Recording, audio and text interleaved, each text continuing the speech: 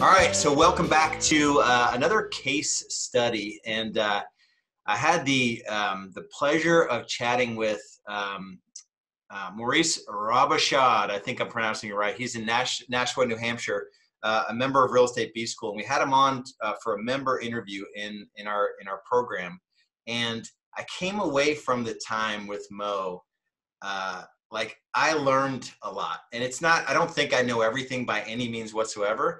Just what he built is such, I want to say simple, but it's not in a bad way. It's just a really simple, elegant business that it's not without its challenges, but he went from 40 to 45 deals, somewhere in there about four years ago, to I think you just closed out 2019 at 181 deals.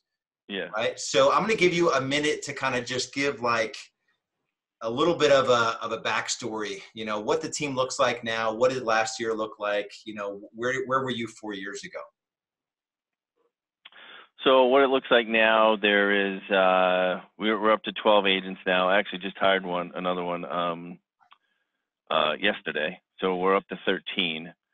You know, and I have on the team, we have, you know, I have a full-time assistant who handles a lot of the day-to-day stuff, and just a transaction coordinator. Those are the two main people, along with the agents that we run the team with. I try to keep it very simple, leverage every piece that we can to keep the profit high.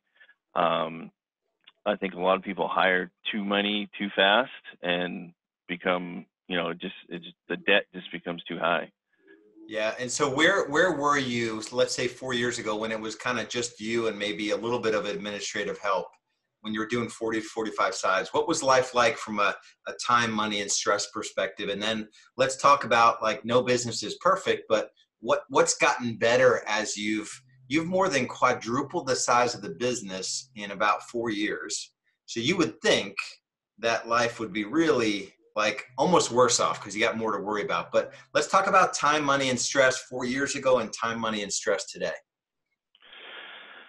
Well, 4 years ago, you know, it's probably 5 years ago, I left and opened my own company.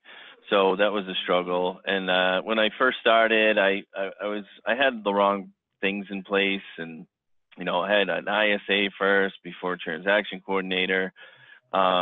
I just felt that was the wrong mix, but I was coached to, you got to have an ISA first. And, you know, I didn't have any admin.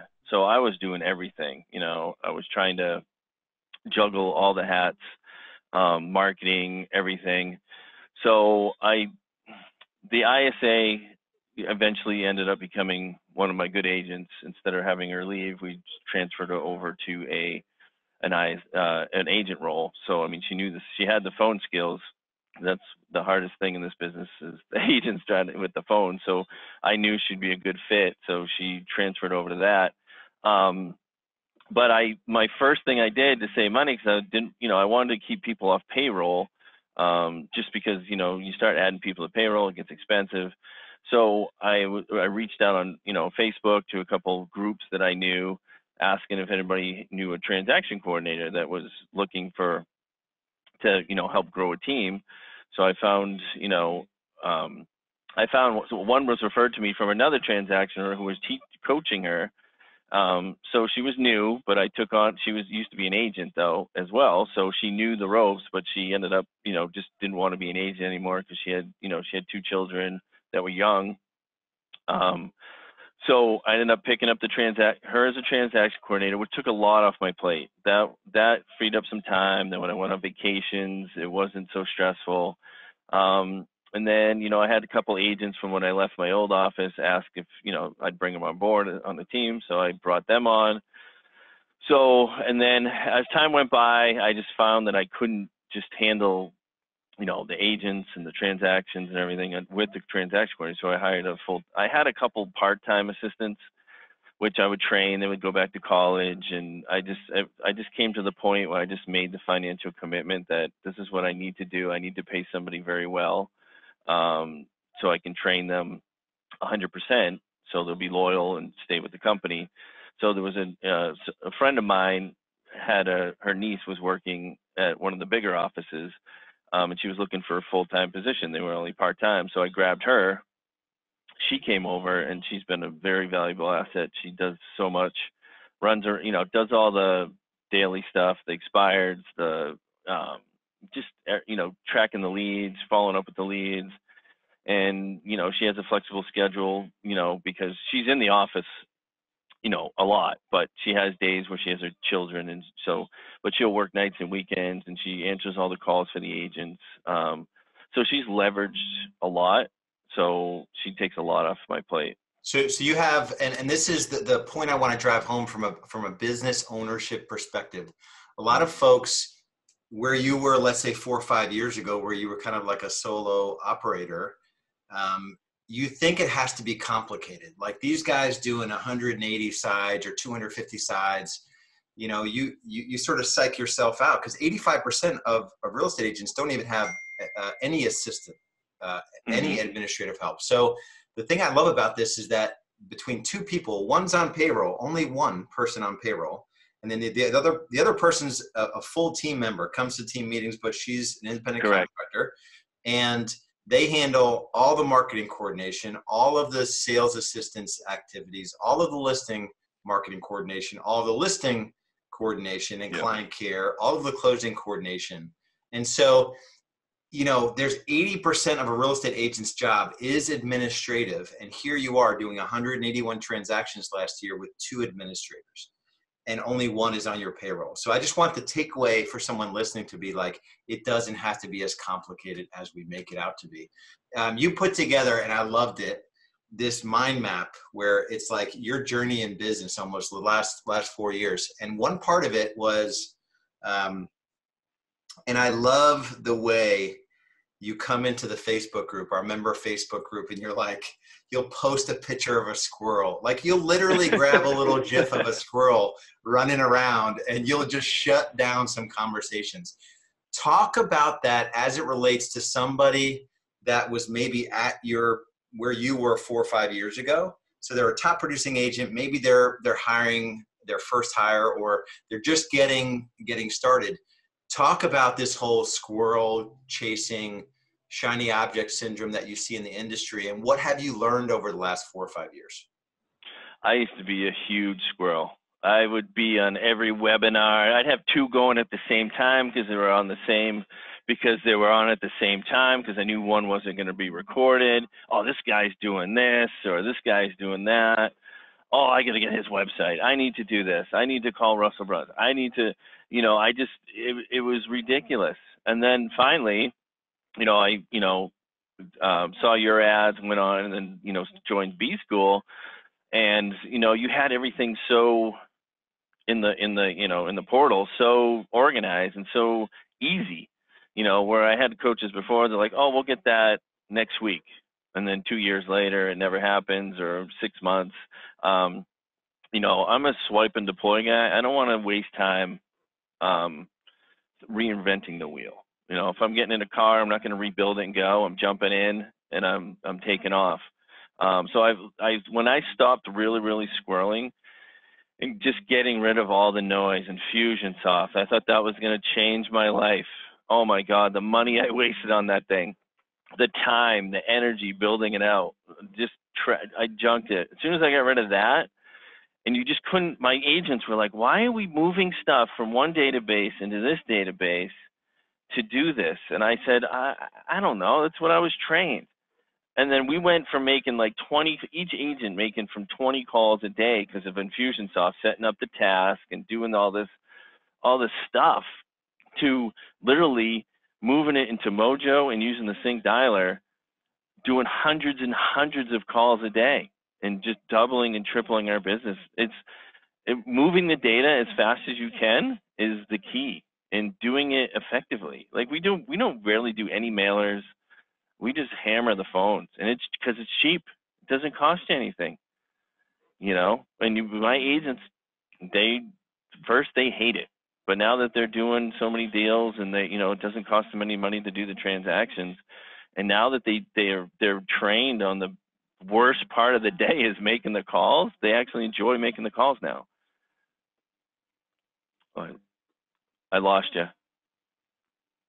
So the Oh, shift yeah. for you, to go from agent to owner really came down to just an awareness around like, what are the things I can do as the leader of this business, the owner of this business, to make everyone more successful. And sometimes I've been there as well. I've run in some of the same circles that diverted me into the same things you got diverted into.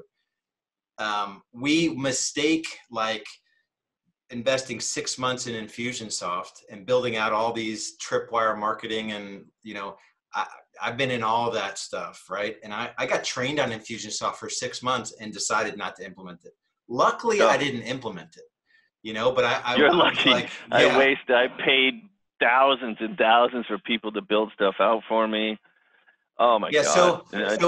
we mistake like that stuff as business building when all you really need to do is step into your business and lead by example. And that's one thing I took away from when you share with our members. Talk a little bit about like all you really did, not to minimize your success, because your success is phenomenal. All you really did was like, what made me successful? Let's simplify the technologies. Let's get this cadence figured out. What's a daily cadence of a productive sales professional? I'm going to step in there and do it. I do it, we do it, and you're still in the Yeah, we I do mean, it phase. Yeah, you haven't even gotten into I the they still do do it it. phase. Yeah, So, they see me in here on the phones all the time. So they're like, you're an animal. But I'm like, this is what you need to do. These are the transactions that I did on my own, you So, know? so talk about accountability. How have you made that shift where now you don't pull a punch with an agent on your team, right? In terms of this is what you need to do to be successful. If you want to be successful and you can do this and we can improve your skill set, this is what Yep. your next 3 years looks like. If you don't want to do it, go do it somewhere else. Talk about that a little bit. Yeah. Yeah. So when I first started, of course, like every broker, owner, or team member, you get a couple agents, and you're afraid to tell them to do something. They're, oh my God, they're gonna leave me, or you hear it all the time. I've talked to a few agents in the group that have reached out to me after that call that we did, and they're like, well, what do you do? And I said, listen, I'm nice, but the leads are the leads, and that's how I control it. If there's a lead in the database, in your bucket, if it's attempted, if it's 30 days old, the day 31, it's getting moved to the pond. If you want to keep your leads, because what I find some people only give some agents a certain amount of leads. I have some that they're just never enough. So I don't want to punish them. So I have it. If you don't call it, it gets moved. And then if it's a contacted and if it has a reminder that's over 7 days old, it gets moved. No question. No. And if you don't do CT, some people I heard in the group don't make their agents do CT every day. I make them do it every day. 10 o'clock, if it's not in, you're getting a phone call. And if it doesn't match the call records, and if it's fake, there's trouble. So a lot of them will put numbers in. I'm like, well, there's no calls in sync in the tracker. Then where'd you make these 50 calls? Who'd you call? So I do that, and then if it's missed, they miss CTE 2 days in a row. They get off Zillow lead, the call routing. They get off the leads until it's done. Yeah. So I mean, one of the least sexy things in a real estate business, and one of the most effective ways to run the business is just create a lead management policy, right? Like, and they'll do it if they want the yeah, lead. So because I relaunched it, right? So I even tightened the reins more on January. And both my lenders call me the same day. They're like, dude, what are you doing over there? I'm like, what? He goes, I've got like 10 referrals today from your agents. I'm like, this the way it's going to be for now on, or they're not going to get the leads. yeah. So it's Yeah.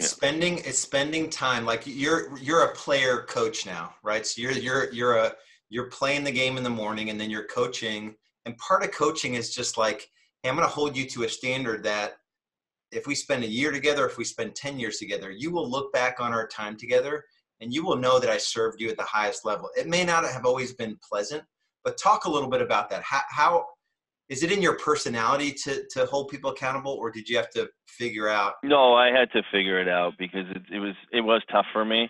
But then when I get CTE and then I started learning how to sync track stuff and I started tracking it all with CTE. I mean, CTE, for the money that you spend for it monthly, I mean, it's a gold mine. It was a little shaky at first when it was just Excel, but they just, I don't know if you know, but they just changed it to Yeah. web version, and it's great.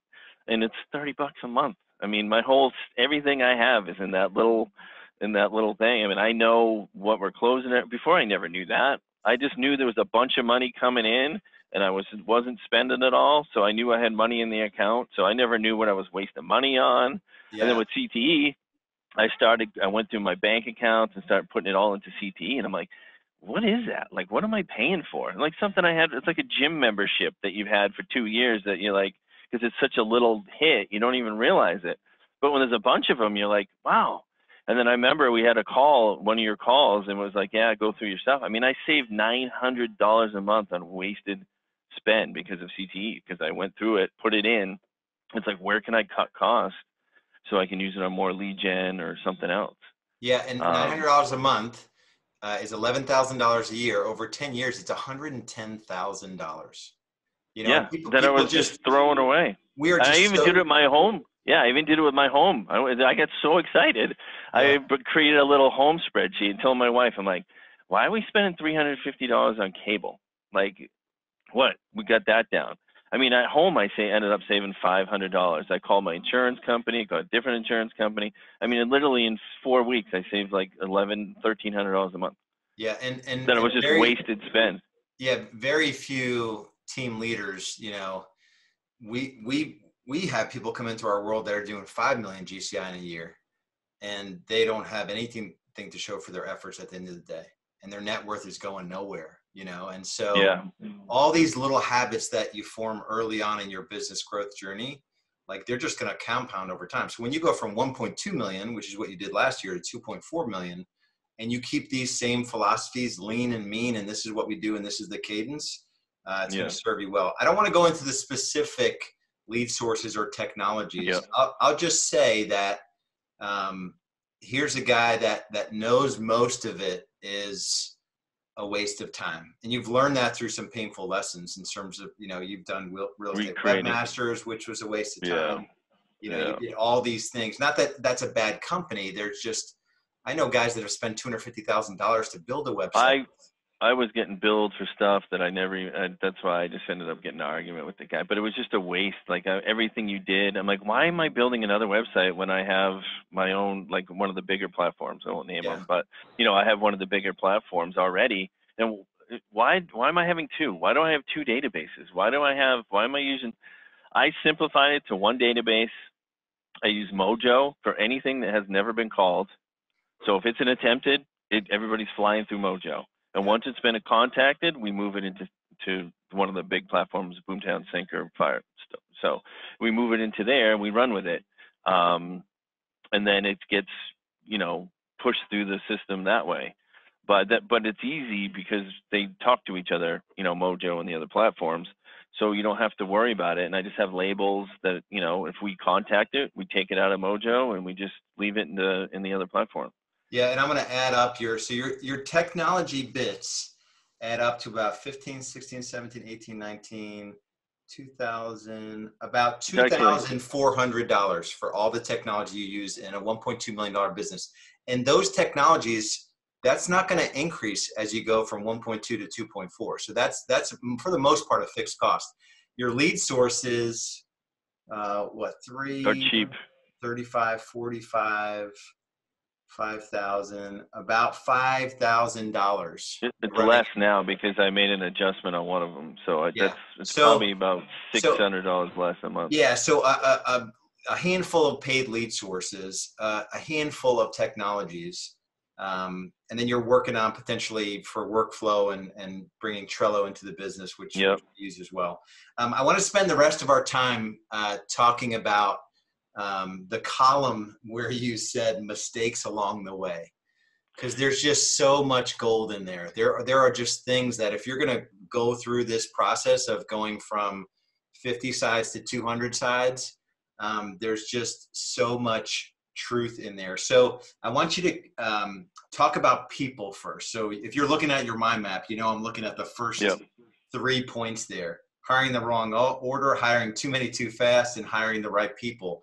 Talk about what you've learned in the last 4 or 5 years in terms of just people, bringing the right people onto the team. People, just because they're your friend and someone refers you and they say don't, that's the worst. You know, it's hard to get rid of them. It's hard to make the promise. I've just made that mistake. That, and just, hiring in the wrong order, like an ISA versus a transaction coordinator. I like to do things that doesn't cost me money until I make money. So the transaction coordinator, I pay her per deal. So unless it closes, she doesn't get paid. That's in the contract with her. She created it. So she could take something, work on it for a month, and if it doesn't close, she still doesn't get paid. So it doesn't cost me any money. And then we just pay her per close, So, that was huge for me, because when you're starting off and you have someone sitting in the office and you're paying to be a transaction coordinator, what if you do one deal and you're paying somebody on payroll? And payroll, you put them on payroll, you don't only have their costs, you also have payroll costs, payroll taxes, workman's comp. It just adds up so fast. Yeah. So that's why I just had her as as a contractor. I just pay her W-9er. And the next thing I want you to comment on is something that I don't think, so an example of this for me, and I want you to comment on it, is I stayed with Top Producer for a very long time.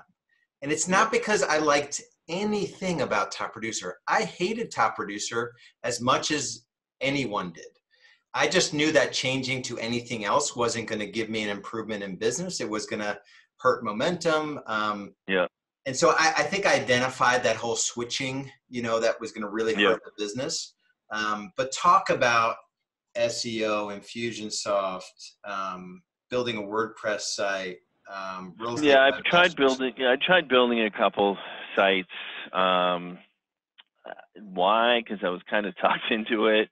You need to have your own branded site, and I believe it. You have a nice branded site but what I did, what I should have done is what you did, is had everything. If it was having 2 IDX feeds and trying to have your agents trying to go into one and set up a search and do another one, you got to stay with one IDX. So I should have done what you did, which I'm going to do, is have the site built for the branding part where you can do all your videos and all that stuff and have more control over it, but just refer it over to your unbranded IDX site. Yeah, that's all. That way there. Yeah, we have a buy button that goes right to our Boomtown site. But that's what I wanted to do in the first place. We're no, you need your own IDX. So now I've got webmaster, I've got this site, and I'm and you have to tell the agent, okay, now go here. You got to go over here, and then it was just a nightmare. But I'm just going to redirect it to my other site. SEO, wasted tens of thousands of dollars on that. So you're just never going to keep up with Zillow, Realtor.com. You're just never going to keep up with the big dogs. It's just a waste of money. Yeah, so it's the concept of really going deep, and not wide. You're never gonna. You also try to manage your own Google AdWords. I'm not a Google person. I got all the books. I read them all. I was I'm going to save myself $200 a month. I would spend hours and hours, and I would put in. My platform. I could spend $500, right, with my platform. I get all these leads pouring in. I would put in 500 doing my own. In a day, it's gone. I'm where did it all go? Because you just don't know. You're not a Google expert. Let the professionals do that. Yeah. That, Facebook. Facebook's pretty easy. I do a lot of my own Facebook because it's easy. But Google AdWords, Bing, any of that stuff, just hire. If it's $200 for someone to manage your account, pay it. Just be done with it. Yeah. And the last thing, it's going to sound a little self-serving, although I don't want you to answer it in a completely, self-serving way to me. You talk about just coaches that might not have been in alignment or with what you wanted your end product to look like, your end game to look like, or they were the ones that were giving advice on chase this, chase that. Talk a little bit about how coaching has fit in maybe some of the not so great experiences, and then maybe what was different about Real Estate B School, from the other experiences that you had? Well, from the other, I first got hired on a team from one of Craig Proctor's old coaches. So I was, Brian, Brian Moses. So I was on his team, and when I first started, so I was on his for years. So I learned all that for him. We had all the weekly calls, and then it was kind of, but bits and pieces were missing, so you don't know where the lead gen was. There was just a lot missing, but the whole making the calls and all that, I was trained right out of the gate to do that. So, so then I went on my own. I went to Remax, and of course I was my own agent. I kind of I did 30 deals a year. I golfed. I was really, I went on this phase where I was just really not into it. I was probably on the phase where I'm like, I'm kind of burnt out on this business. But then I just realized I just wasn't happy where I was. So I was like, I'm going to create my own, build my own drive again, and get it going.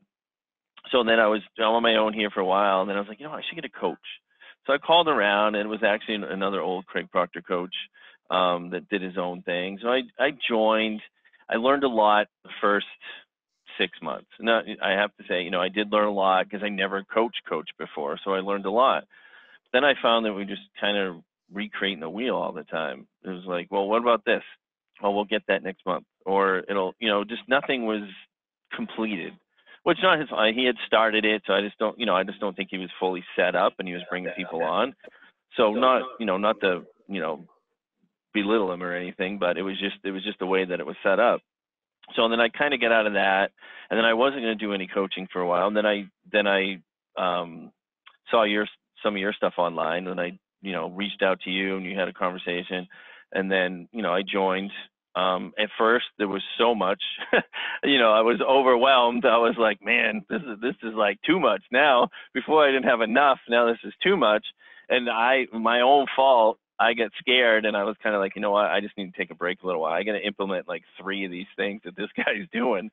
So I did that. I mean, I literally launched, I did CTE and the accountability stuff, and I all your marketing stuff from Dan, and I ran with that for 6 months, and my business, it went up. And then I'm like, what? There's so much more there. I got to get back into it. And then you made a lot of changes along the way too. You knew some of the stuff that you were, that was the pieces that were missing in yours. And then I came back, and you're always changing just this year you redid the portal and made it even better. So I mean, that's the important part, is you can just go there and just grab what you need when you want, instead of, oh, I'll wait for that, or this is being built, or do this or do that. Yeah. Yeah, it's all there. You just swipe it, deploy it, and run with it. Yeah. When you if someone were in your shoes, kind of looking to do what you've done, what advice, what couple pieces of advice would you give them?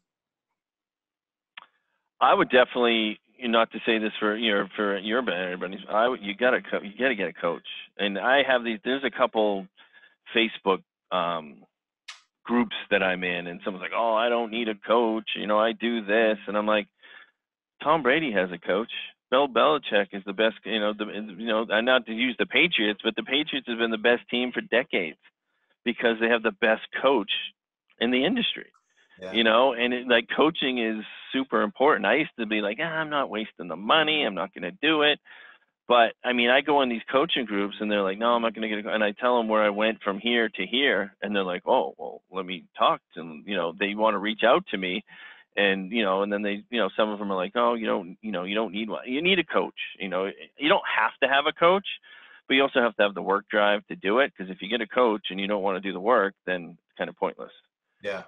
And we find that, for 3 main reasons people come into our world. Number one is that something has to give. Like, they've just gotten to a point where they're messing up their marriage, they're messing up their kids, they're working too many hours, there's not enough money, the stress and all that. That's one. Second is there's just a gap in skills and knowledge. Like, I know how to do 40 deals, and it's hard. I want to build a real business that doesn't rely on me, so I need to find somebody that can help me do that. So just there's things missing. And then number 3 is to go further faster. So someone may be able to get from 40, 50 deals to 150, 200 deals. Chances are, aligning yourself with somebody that has done that. You gotta make sure your coach has actually done it. I mean, that's another thing. I mean, if they're doing 40 deals a year and you're doing 50 to 60, I don't really think too much. They're going to teach you too much on, you know, how to get to the next level. You Yeah, know, you it's got funny, and I'm not going to name names, but in some of those Facebook groups, you know, where these coaching companies have like hundreds of coaches, Oh and yeah. very few of their coaches, like I belong to a franchise that is the biggest culprit of this, where like, Oh yeah. hey, Yeah. you're a coach, and I've been to their coach training, and their coach training tells you that you don't have to do the thing that you're coaching on. And while in sports it's true, like Bill Belichick has never been a world champion quarterback. In business, I just don't believe it. Like I don't believe that someone that does 40 deals should be coaching somebody that wants to go from 40 to 200 and become a business owner. So yeah, it's my biggest pet peeve. You know, it's like a multi-level marketing deal with some of these coaching companies. You know, now you become Well, a yeah. I mean, we coach. get, you know, we get all these, you know, agents with, you know, the big franchise. Oh, I've been coached, and you know, and then I've got 4 of them from one of the bigger companies, and they don't even know how to tie their shoe. I'm like, what have you been doing for, like, really? And like, no wonder you haven't sold any houses in 2 years. Like, and you've paid in this money to your company. You're negative $1,500. And I'm like, they're like, wow. And they come here and they're just blown away. Like, oh my God. Like, and they're on teams. And I'm like, what are you guys being taught? You know, and I tell them I coach and I just pass what I learn on to you guys. You Yeah. know, I'm not creating some of this stuff, you know. Yeah. Let me You ask you, know, who would you recommend Real Estate B School to and why? I would work anybody that's looking to, you know, really grow a business and like, and, you know, not be, you know, a slave to showing houses your whole life, you know, and just, if, you know, I like to work. So, I mean, I know my goal is to eventually build it to where I'm, you know, I have it to where the team's doing it. But right now I just have really no desire to step out, because I tried doing it at one point too soon, and it was a huge mistake. So don't try it too soon. Do it slowly, build it up, make, you know, and just anybody that's really, really is driven, that really wants to start a team, a business, or, you know, doesn't want to work for anybody else anymore, Yeah. you That's know? awesome. Yeah. I appreciate you sharing. There's so much wisdom in everything that you shared. I could talk to you for another hour, and I know I want to sort of keep this short for the benefit of the listeners as well. You know, I'll say, if you're listening to this or watching this, if you're at the point in your business where you just relate to the story, where, you know, I think it's going to be hard either way. Selling 40 to 50 homes a year for 20 years in a row is really hard. And building a business going from 40 to 200 sides is really hard. And if you It's have that, really not once you've done it, though. It's so weird, because now that I think about how easy it was if I just kept it simple. Like, seriously, make the calls, just come in every day and do what you need to do, and don't want to, like, go all over the place. Like, I have friends that, like, well, friends in the business, like, oh, I'm going to this event, I'm going here, I got to go to this one. I'm like, why? Like, they're going to teach you all the same stuff. That's time that you could be on the phone or like doing deals. Like, I yeah, just don't get it. Follow one person that's doing it and stick with it. yeah, Um, and it's super. I mean, it really is easy if you just make the calls, learn your scripts, and just talk to people.